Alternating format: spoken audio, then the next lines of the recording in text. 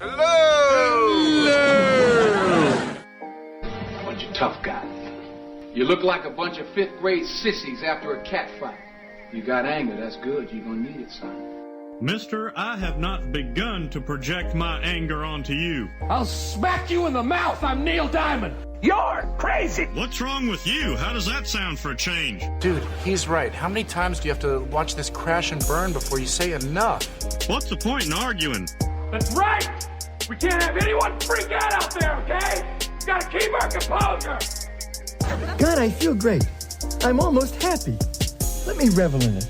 Bazinga. Booyah! You guys always undermine me when I'm trying to make a point, and I'm sick of it. God!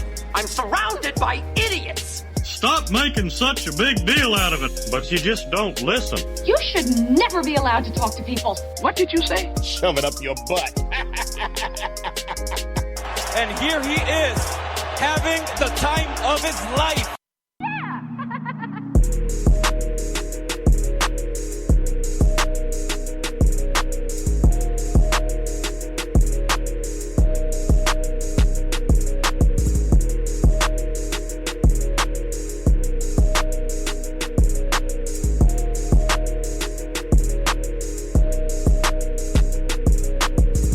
And what is going on, Internet Universe and everybody else out there that is listening to this podcast right now via Spreaker.com or EveningSportsPage.com. This is your host, Austin Sylvie, live from Studio 217 here in Easley, South Carolina. Appreciate you all tuning in. This is the Evening Sports Podcast. Like I said, this is going to be a shortened edition, just kind of a reintroduction episode, I guess, if you will. It's been a while since I've put out a podcast. There's just been a ton going on. Obviously, in the last month, I've moved from Clemson to Easley. We've got a dog, so that takes a lot of time. Football season got started. Friday nights I've been at different high school football games throughout the upstate. Saturdays have football to watch. Sundays are just kind of, sporadic. There's just a lot going on throughout the week, and obviously right now I'm working, an hour away from where I live, basically, so that there's a lot of traveling involved. There's a lot going on, pretty much. So I haven't been able to put out frequent podcast or content as much as I would like to do typically, but you know what? We're going to try and get back into the groove of things to a degree at least, and see what we can get out there to you. Obviously yesterday, or Tuesday, October 8th, I was in Charlotte for ACC Media Day, Operation Basketball, for the ACC, all the ACC coaches, and 2 players from each school were there representing, and didn't get to talk to all of them. Obviously, the setup was a lot different this year. Last year when we went, it was at Spectrum Center where the Hornets play, so it was very well spaced out. Nothing was overlapping one thing. Radio Row was on the court, and on the opposite side of the court is where you had the breakout interviews. So, you weren't getting a bunch of feedback. Press conferences were held upstairs in the main atrium type areas and whatnot. So you weren't getting a lot of overlay. The way it was set up this year was at the Marriott downtown Charlotte. So you had Radio Row and all these different places outside, and then in the main room, or in one of the bigger rooms, where you had the press conferences going on, the breakout interviews were in the back.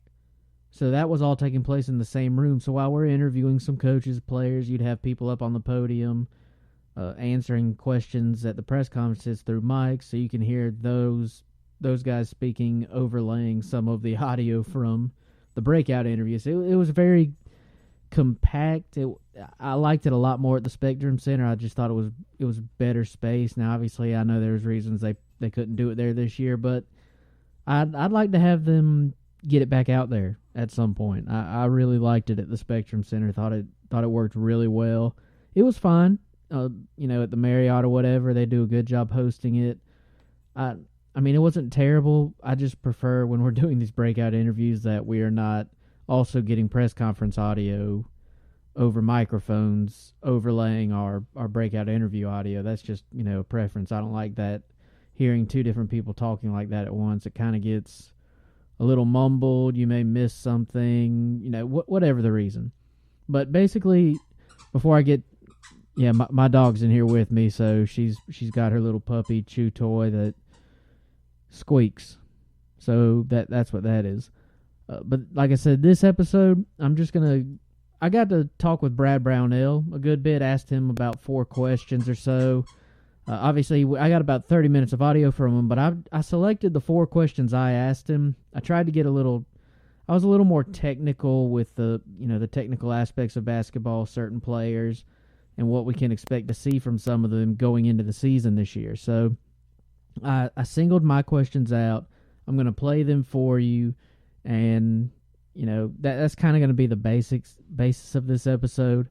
In the next episode 2 or 3, I'm obviously going to get into. I got more interview audio from guys like Coach K, Jim Boeheim, Mike Young, former Wofford coach, now at Virginia Tech, and Tony Bennett, coach of the reigning national champions, Virginia Cavaliers. So I'm going to get all that audio in on the.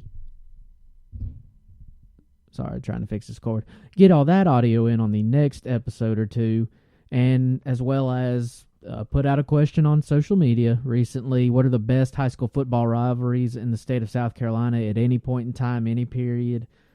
I want to get to those answers. I did get one caller. I don't know why people are so afraid to call, but I did get one caller, so we're going to play his voicemail or his input and opinion on what the best high school football rivalry is in this state. And then I have to save this topic for a good time where I have an equitable or a good amount of time to discuss it at length, because I have it's a very broad view, but I have a very set, firm point of view, a very firm foundation on which I make my opinion and base my opinion on this certain topic, and that's, should student athletes be paid? And that was addressed to a couple of these coaches, like Coach K, Jim Boeheim talked about it. Both of their opinions were very different, really. And I thought the answers were extremely intriguing, though, just to listen to. So I may try to save both of them for that particular episode. That's going to be a very lengthy episode, though. I may have to clip their answers, separate it from the full interview I got, just because I got 30 minutes of audio basically from almost everybody.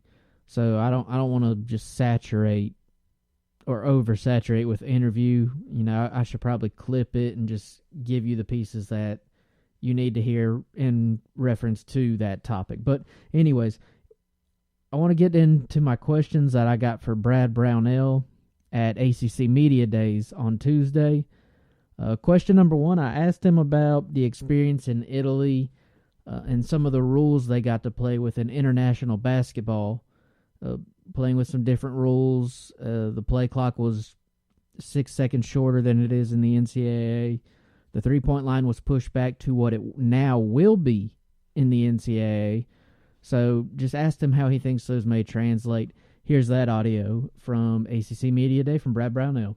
I know you've alluded to possibly playing at a little bit faster pace this year. Playing in Italy, getting the experience with the new three-point line being pushed back, a shorter shot clock, so you're having to play a little bit faster. Do you think that'll translate well into the season, or how do you think it'll? Yeah, I think it'll translate some, no question. We're not gonna become North Carolina and play like that. We're not in that position to do that. You need more depth, but we are going to try to play a little bit faster. We are going to try to get up and down, and that's hopefully that we're going to have some numbers so we can do that. I do think the three-point line being moved back will be a factor. You might see teams play a little more zone this year. I also think that, the best shooters in the league won't be affected by it, but the guys who are that, marginal three-point shooter that we're all letting shoot a few and we want him to become one and he's not quite there yet, that guy's not going to do as well.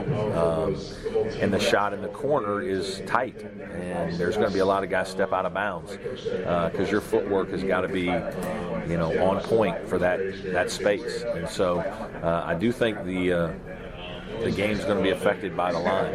I don't think that's going to be a question at all. A really interesting answer there. Obviously, the three-point line did get pushed back going into this season, so we're going to see a lot of what I think will be, it'll affect a lot of players initially, but I think players should adjust pretty quickly and adapt to it, especially your elite three-point shooters. I don't think they're going to struggle with it as much. As Brad Brownell alluded to, guys like Hunter Tyson, I'm interested to see how that affects him. He's got an extremely pure three-point shot, just a beautiful shot. It's quick. So I'm interested to see how he's utilized more this year going into his sophomore season. Amir Sims, obviously, he's got a good face-up game. He has the ability to shoot from three. Interested to see how he plays it. Guys like Alamir Dawes, the new point guard. Chase Hunter, he's more of an athletic guy. He's going to drive to the rim more, dribble, drive, kick, that kind of thing. But I'm interested to see how the three-point line affects not just Clemson, but every other team out there. The ACC is extremely young this year. There's not a lot of returning production or names that There's not like North Carolina, even while they had a lot of freshmen last year contribute, you had guys like Luke May and Cam Johnson on the team. There's not a lot of returning production, especially at your higher tier teams in the ACC. Duke lost 4 of their 5 starters from last year. They bring back guys like Javin DeLaurier and Jack White, but those are more just role players per se. They bring back Trey Jones, which is a big deal for them, but the leading returner is Jordan Nwora at Louisville. And, there's guys like, in North Carolina, you've got guys like Garrison Brooks coming back, but there's not a lot of those big-name returning guys. It's a lot of new pieces at all this. Virginia, they lost Kyle Guy, Ty Bowman, and, not Ty Bowman, good grief. I forgot I was thinking Kai Bowman. His name is, I'm having a brain fart. His name just slipped my mind completely. But you know who I'm talking about. And, of course, DeAndre Hunter, losing him. So, these upper tier, upper echelon teams, the ACC, I don't think it's going to be as wide open as a lot of people think. I still think your upper tier teams, the recruiting they do, they're going to be in the discussion in that top mix. But I think there's room for mobility upwards if things fall into place right for some of these teams. Teams like NC State, I think, could move up in the ranks this year.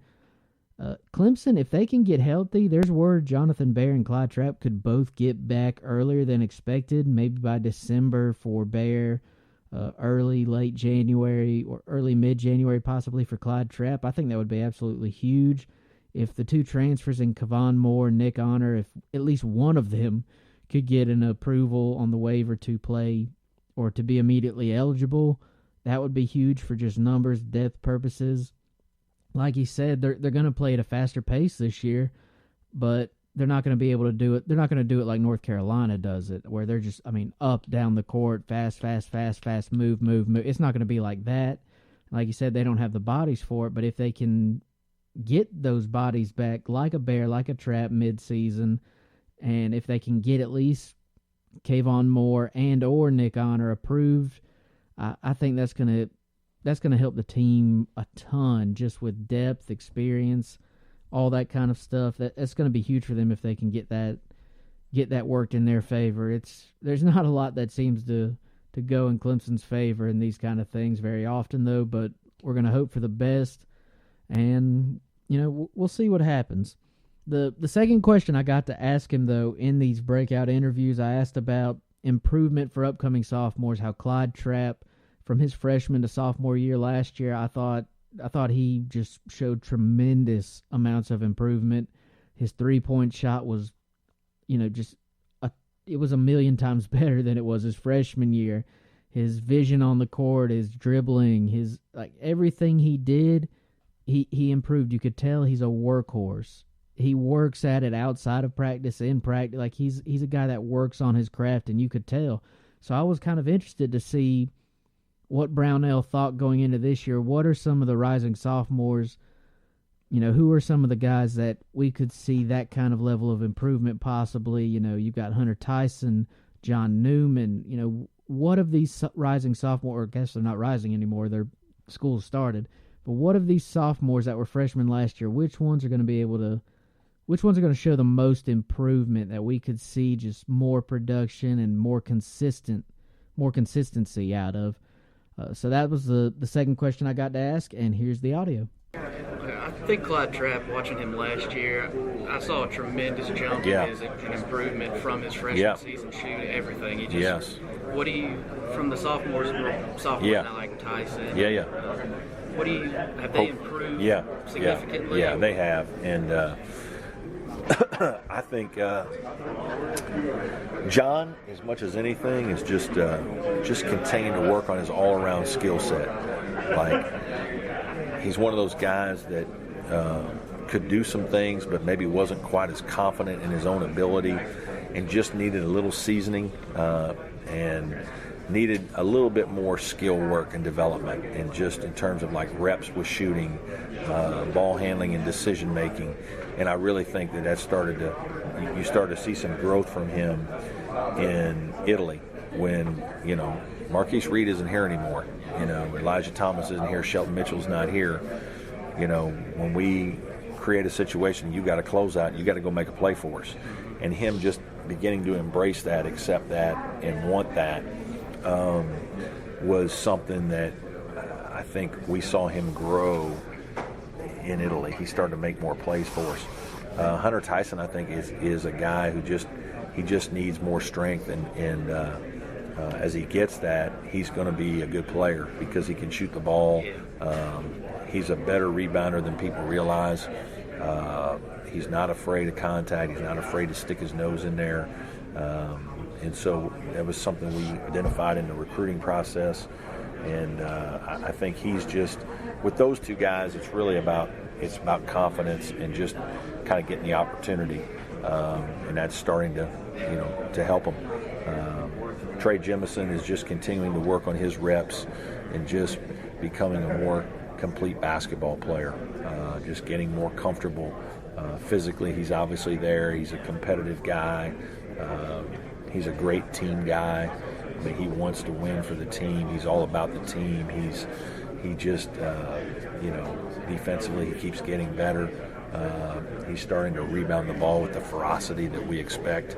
And I think some of it's just going to be opportunity for sophomores that you get as a sophomore that you didn't get as much as a freshman. And then some of it with a couple of those guys is a little bit more confidence that comes from knowing that you make some big-time plays and you're like, wow, I thought I could do this, but now I've done it a few times. Now I need to try to work to get to where I can do it consistently. And that's the next big hurdle for these guys. And I love that answer because those are all three guys that I think are going to have huge roles on this team in their own ways for this team to find success and make an NCAA tournament run, which I think this team is very much capable of. I know a lot of people are not optimistic going in. I say not so fast, my friend, in the words of the great Lee Corso.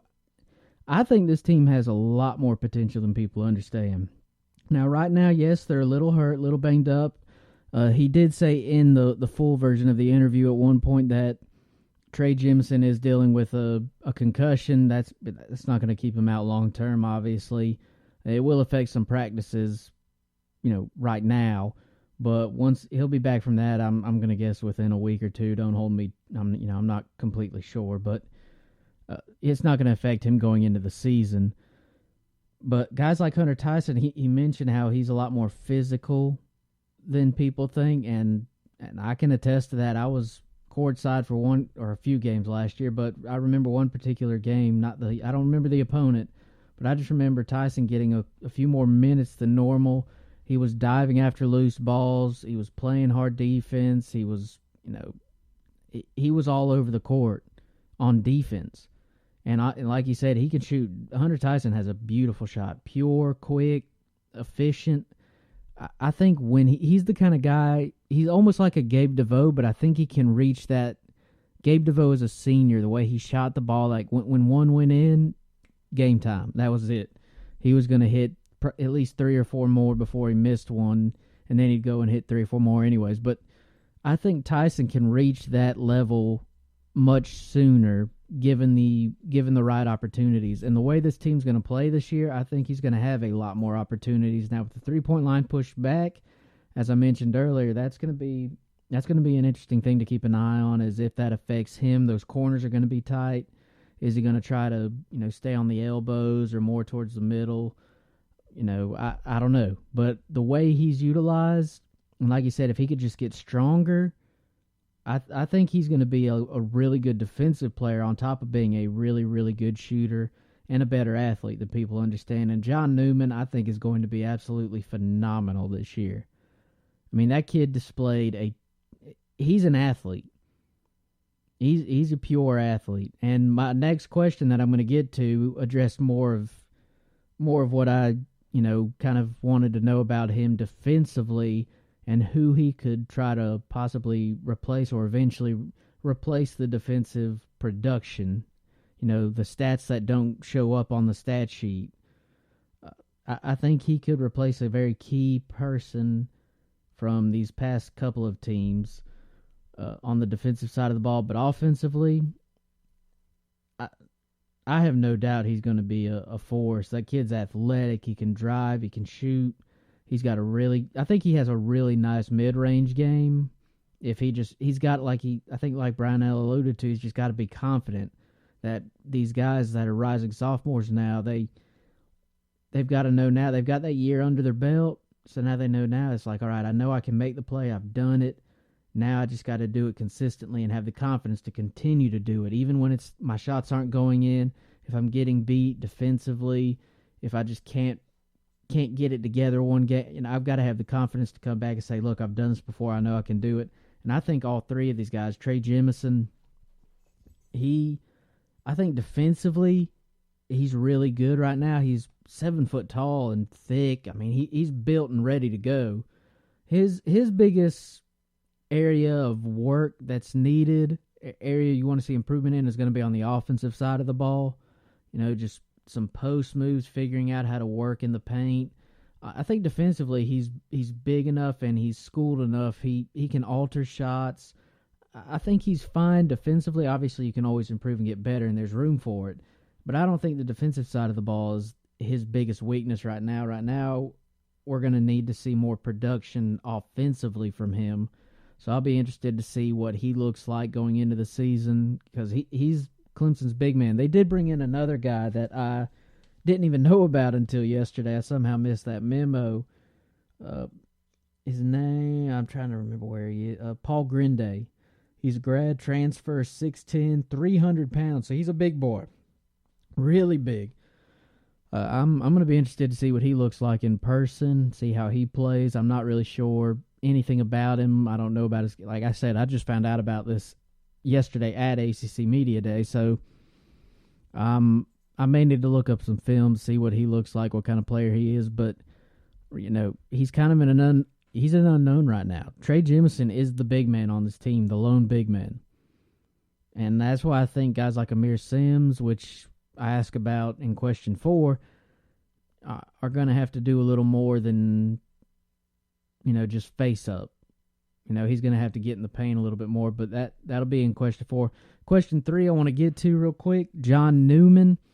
I kind of just asked is he potentially a guy that can replace defensive production from David Skara last year and the year before, who could guard all 5 positions? He's a little bit bigger than Newman, but I think Newman's athleticism provides some big-time defensive versatility. He's a really good defender, and his athleticism is going to allow him to be more versatile defensively. I think he can guard 1 through 3, no problem. Size-wise, it's going to be harder to guard those 4 and 5s, because I think he's pretty sure John Newman is 6. Yeah, he's 6'5", 197. So he's not the biggest guy, but I think at the college level he can guard the 1 through 3, any of those positions. I think he's athletic enough, quick enough.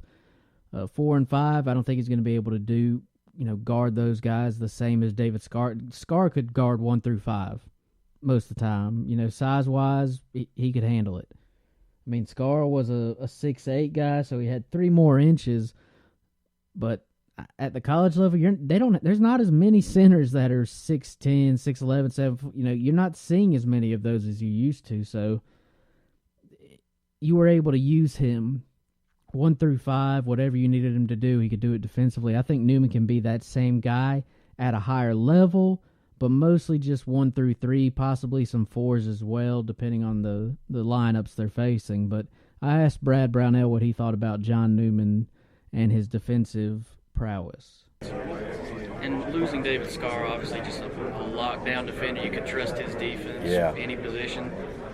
A little bit watching last year, I feel like John Newman, his athleticism, he could provide almost that same level of defense. I think he can help us in that area a lot. That's an area that we knew when we recruited John, playing for Freddie Johnson and Greensboro Day.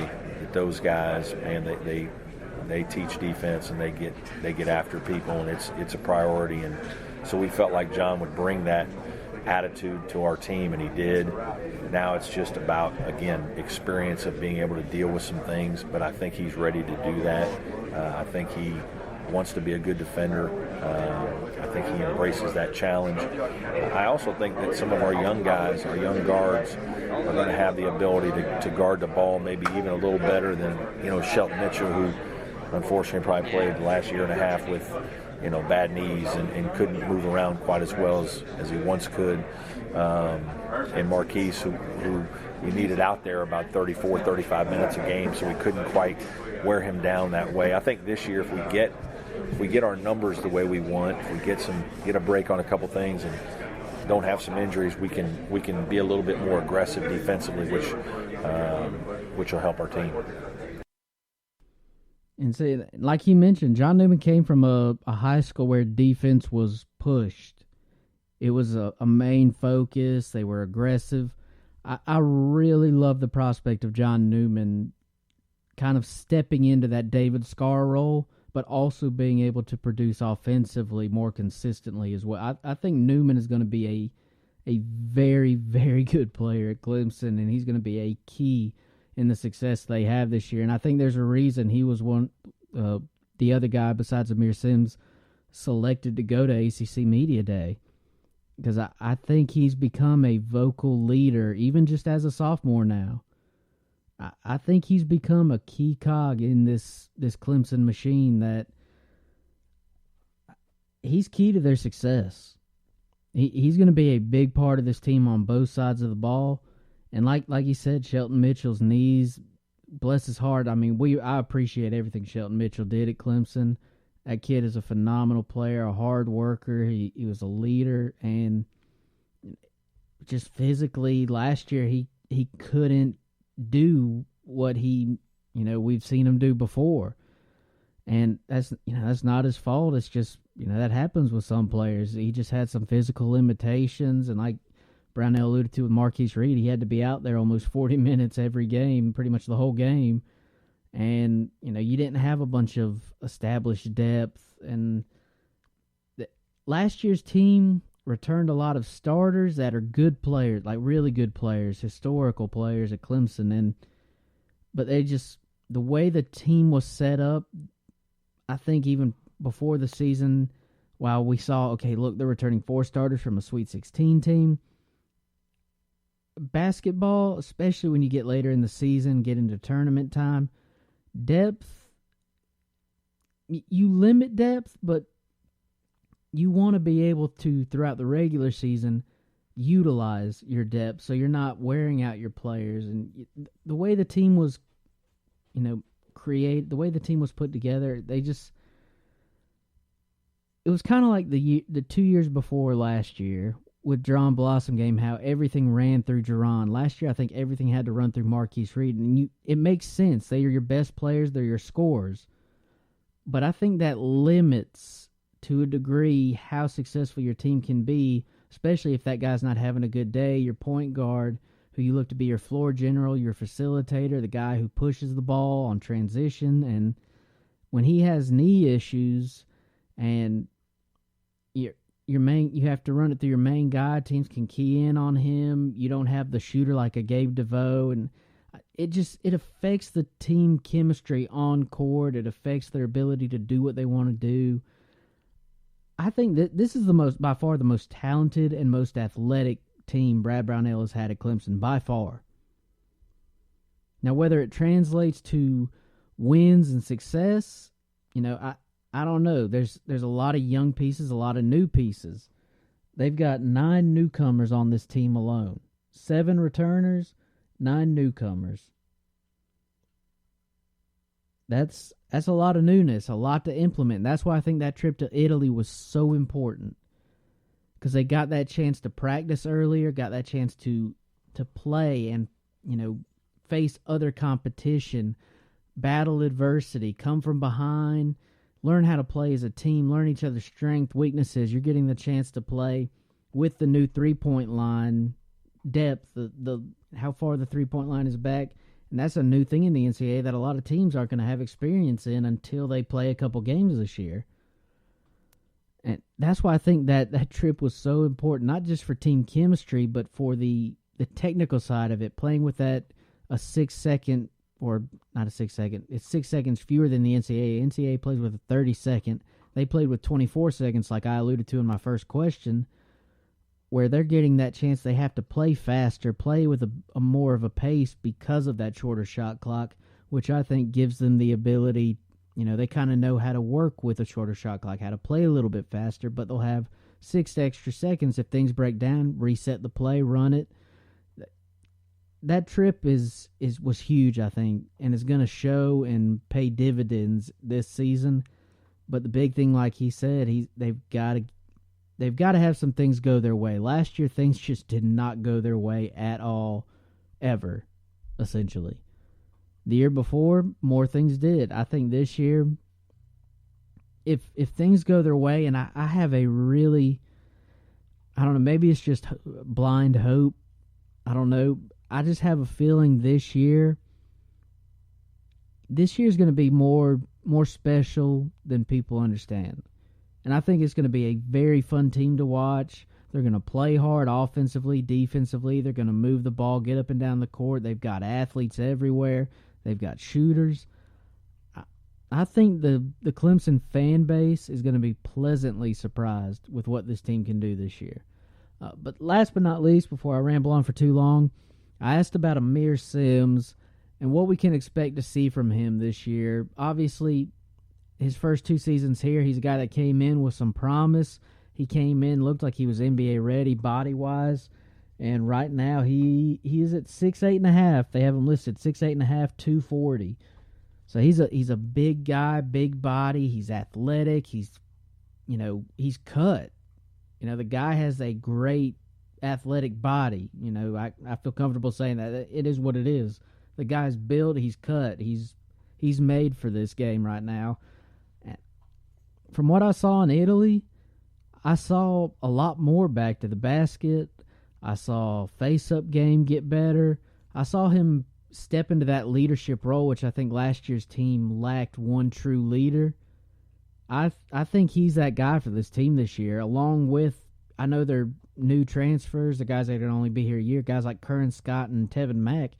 I think those guys are, just from watching these videos, the vlogs, things like that, seeing how they interact with each other, I think this team has built a very, very natural and needed chemistry over in Italy.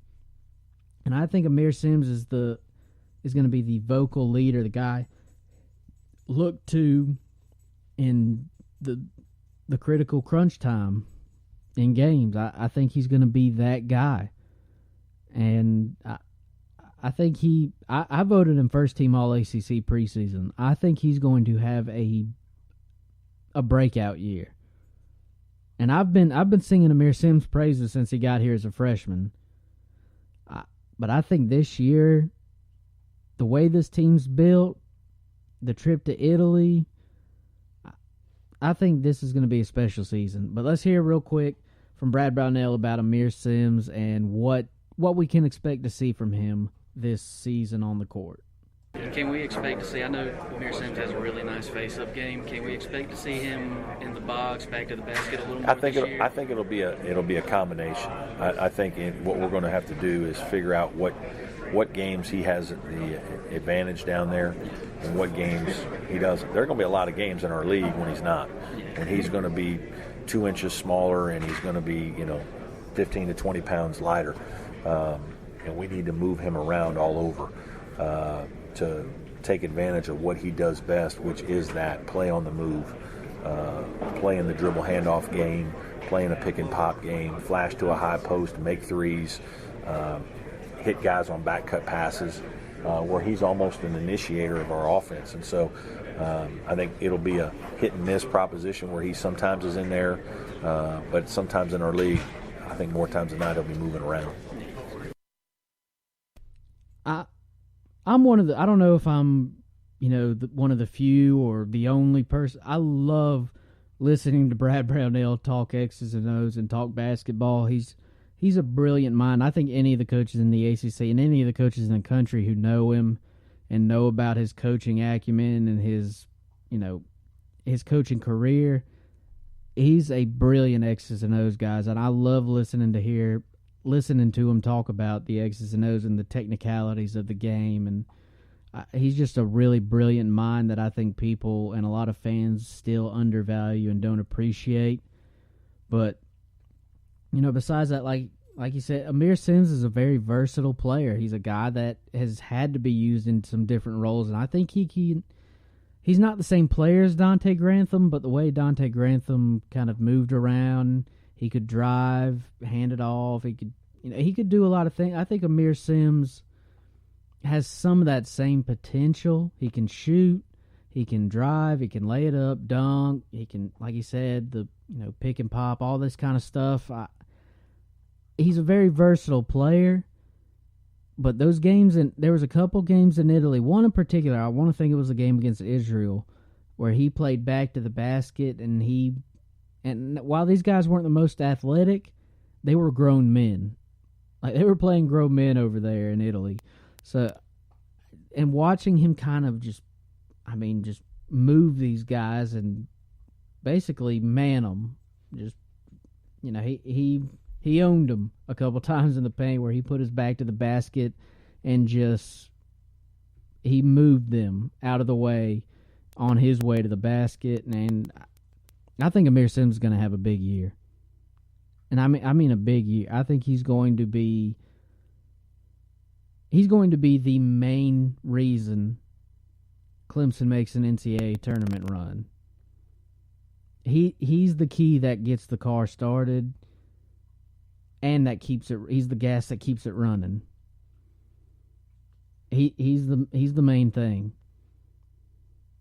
And if you can get Bear back and Trap mid-season, right before a couple games into ACC play, and get them implemented, get them in the flow of the offense and the defense and the flow of the game, get them up to speed, back in shape.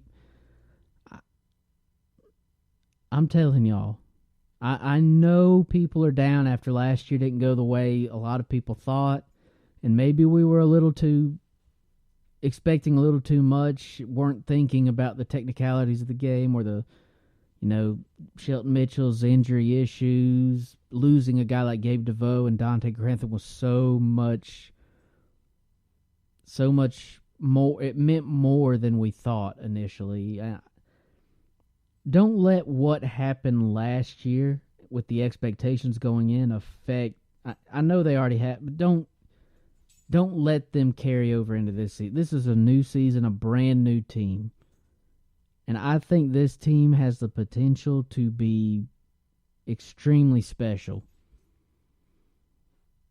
I mean, Brad Brownell, he's a very honest guy. You hear him at these golf outings preseason, and he's very honest. He's not gonna, sugarcoat anything. You can tell he's kind of wears his thoughts and beliefs about his team on his sleeve, essentially. When 2 years ago, he was very confident in his team going in the preseason. You could tell he was confident, and that it played out. And they had an overseas trip that summer too. And I've got an article out on eveningsportspage.com you could check out there about it. It's on the front page, featured story. Reason for optimism, Clemson basketball in 2019-2020. last year they were ranked in the top 25 preseason. He said that we're not a top 25 team right now. Like, he knows his team very, very well. And last year, I don't think we took that serious enough that, look, maybe we're a little too high expectations. Yeah, we've got some good pieces coming back, but we lost two really important pieces as well. So I think we went in with a little too high expectations just based on surface level variables such as returning starters. I think, I don't know, it could be blind, but based on how he sounded so far this preseason, he sounds confident, he's calm. If things just can fall his way for once, I swear he's been the most snake-bitten coach, and Clemson's been a snake-bitten basketball program these past, really, the majority of his career, but especially last year, year before, even some in the Sweet 16 run. He's just, if he can get some of these things to go his way, if Bear can recover quickly and Trap can recover quickly and get back somewhere around mid-season, if one of these transfers can get approved to immediately play, like a Kevon Moore, who I think should be granted that eligibility based on his reason for transfer, not even really playing at all last year. I think he should be. Nick Honor, if he's not, I'm not going to be upset. I'm not shocked. He played last year, so whatever it doesn't. But if he could at least get one of those guys approved and have just that one, one person in basketball on your bench is depth you need and want. On a team like this where you've got more newcomers than you do returners, a lot of them freshmen, a lot of them grad transfers who have been in other programs that you're having to reteach your scheme, your play style, what you expect of them on an already essentially finished product. And you only have a summer to do it, essentially, and they're only going to be here for one season. You need all the help and depth you can have. If they can get that, some of these things to just fall their way for once, I think that builds right off of the Italy trip, and that momentum they got on that trip just starts steaming. It gets hotter, it gets bigger, it gets faster, and as that momentum builds and you get into the season, and you got a big test, first game, ACC game against Virginia Tech at home. If they can find a way to win that game, and then they've got the momentum, if they can get one of these guys approved before the season starts, all of a sudden that momentum is huge. And if they can build that, especially in the early slate of games, I'm telling y'all, I know some of you fans are upset and down on the team just based off last year, but I'm telling you right now, this team has the potential to be special and surprise every single one of you. I'm not going to be surprised. You shouldn't be. Now look, I could be completely wrong. Maybe this team just won't be ready. They're so young and so new that it just won't mesh, but I almost can't see that. If they could stay healthy, honestly, I think this team has so much potential. Oh my gosh. This is the most athletic and most talented team Brad Brownell has had at Clemson. And I'm telling you right now, let one of these transfers get approved for media eligibility. Let Bear get healthy and Trap get healthy before ACC play really gets rolling. Let this team start building some momentum or continue the momentum they built in Italy. Y'all are going to be surprised. But that's it for this episode. Like I said, in the coming episodes, we're going to get more audio from coaches from ACC Operation Basketball Media Day. We're going to get the answers from the question we put out best high school football rivalries in the state of South Carolina. We're going to talk Clemson football, South Carolina football, where both of these teams are at as they're about to play their 6 games and be halfway through their season after Saturday. So we're going to talk some of that, talk about should student athletes get paid, should they have NIL rights while in college, while enrolled in universities. You know, there's a lot to talk about right now in the world of sports, and we're going to talk about all that and more in the coming episodes. This has been the Evening Sports Podcast, powered by Spreaker.com. And until next time, I'm out.